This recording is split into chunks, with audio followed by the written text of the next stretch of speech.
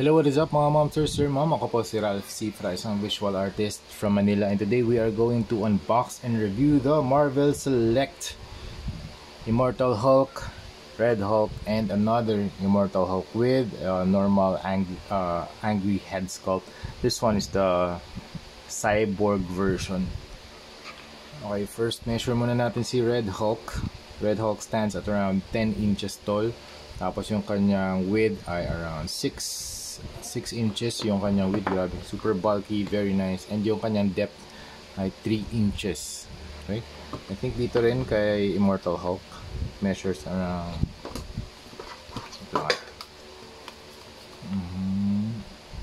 9.75. I think, yeah, it's 9.75. Parang mas matangkad to si...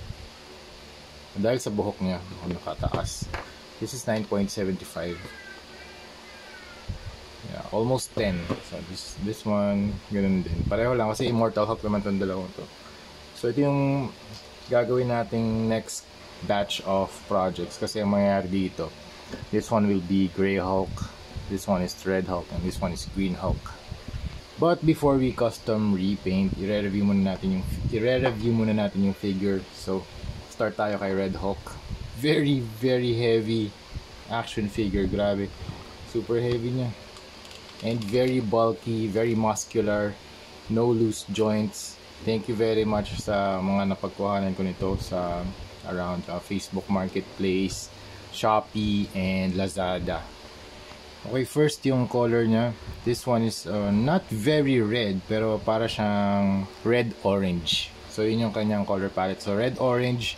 This one is the gray with light gray na dry brush, very cool. So you have the paint here. This one is colored na plastic na to.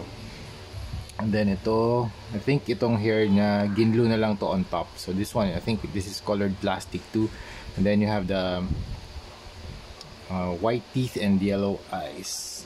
Tapos itong kanya mga fingernails yan, painted yan. So yun lang yung paint na in-apply dito. Very nice colorway. So you have maximum contrast. So you have the red and blacks. Tapos meron ditong silver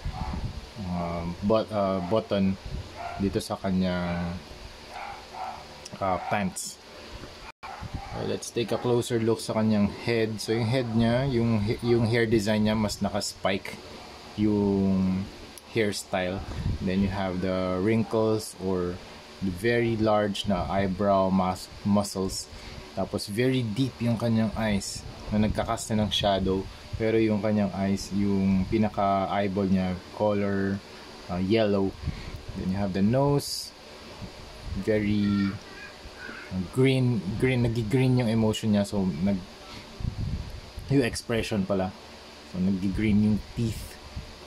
And then you have the neck muscles here, very large body, very muscular, the chest, the stomach, the biceps. So may mga veins. And then you have the fists, very large fists. And then you have the pants. Yung pants may texture siya. Tapos yung finish niya to, very matte yung finish. Ang gloss, wala halos gloss dito eh. And then you have the back, very muscular back. Tapos yung pants niya ripped yung baba. Tapos dito very clean design. And then you have the silver na button. And then dito nga, yun nga, ripped yung design dito sa baba. Pero yung pinag-art, ang ganda ng transition din eh, na butas dito sa knees. Pero mag-ingat lang kayo dito kasi medyo sharp yung ripped pants. Okay? And then you have the calf muscles, very cool. Meron konting shade ng highlights na in-apply dito sa body, parang orange na highlights. Yan. Tsaka meron ding very slight na deep na red na in-apply. So very cool paint job. So I think ito pininturahan din pala nila. Tsaka konting highlights din para magkaroon ng transition, para ma-emphasize din yung muscle groups. Yan. Kasi ito nakaangat to eh. So dito tatama yung ilaw. Tapos ito yung paa niya. Very Large feet, grabe. Siguro pa, yun nga, para makatayo for stability. Maganda yan pag large feet talaga. Maraming surface area. Then you have the toenails, 1, 2, 3, 4, 5. Yan, painted siya na dark gray. That's it for Red Hulk. Ang accessories niya, dalawang kamay na grabbing hands. Okay? So that's it. Tapos dito naman tayo kay Immortal Hulk or Green Hulk. So same, I think it's the same body mold. Tama ba? Yeah, it is. I think it's the same body mold. Pero ang difference nito, yung colorway. So ito green, tapos may mga highlights dun sa body niya na yellow-green to emphasize the muscle groups and or yung anatomy ng kanyang katawan. Look at that. Or yung yun nga, body anatomy. Meron lang mga punch dito. May konting damage lang sa likod. Siguro sa pagkaka-store. Kasi may mga wires to sa likod eh. I think wire yan tumama eh. Ayan. Tapos yung pants niya dito, purple. Ayan. Then meron siyang dalawang accessories, yung grabbing hands din and one cyborg head. Very cool tong accessory na to, yung cyborg head, kasi mas magkakaroon tayo ng additional display dito kay Immortal Hulk. So you have the half of the face is cyborg. So meron siyang metal dito. Ang ganda ng paint job din.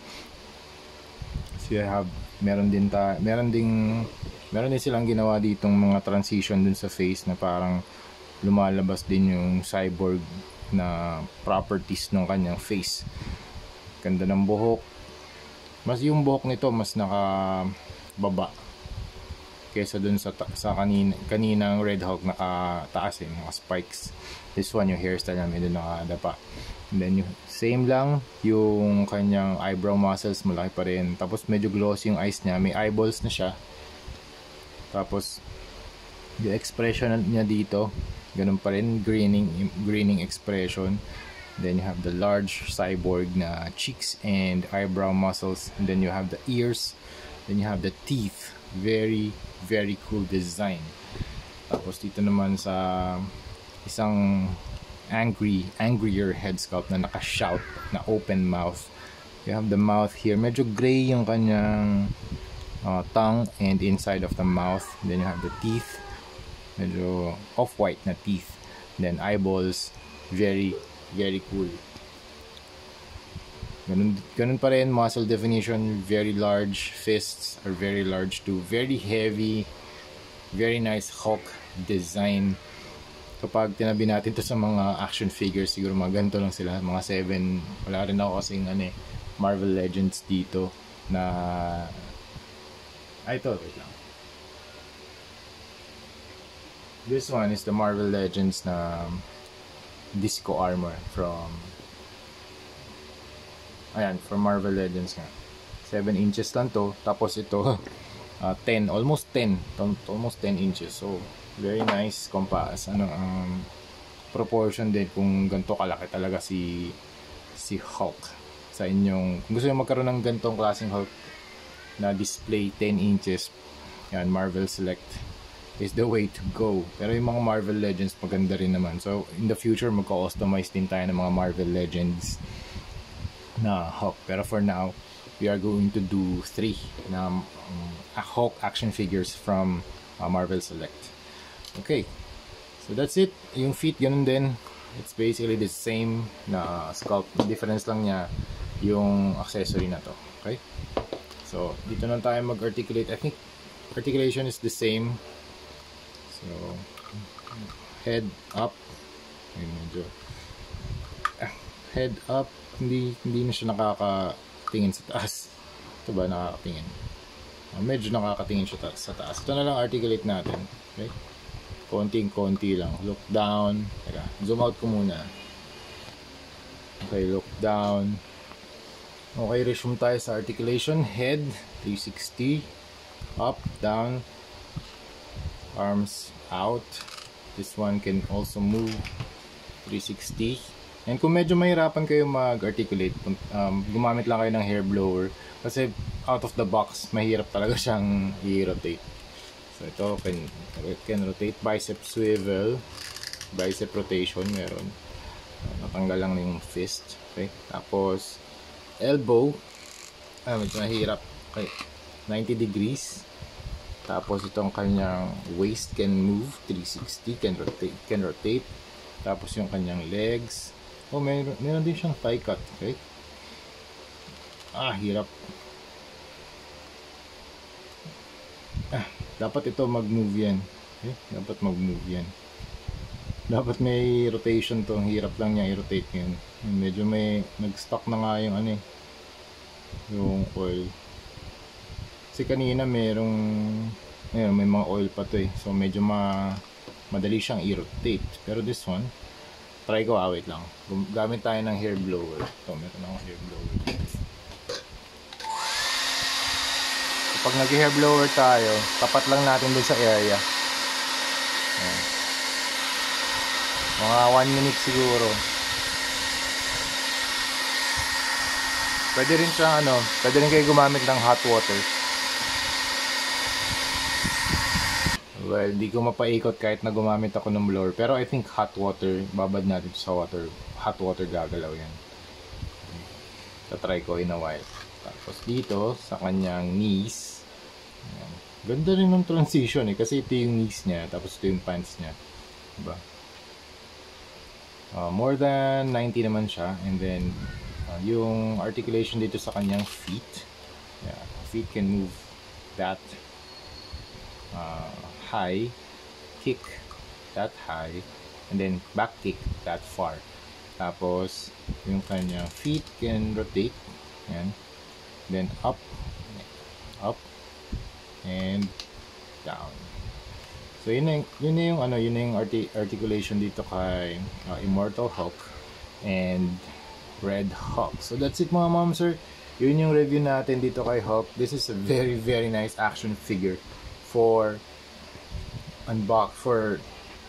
display sa inyong mga Marvel na collection. Very nice addition. So if you have makita kayo sa market ng mga Marvel Select na Red Hulk, Immortal Hulk, go buy it. Super nice. May ganda ng scale. Ang bigat niya.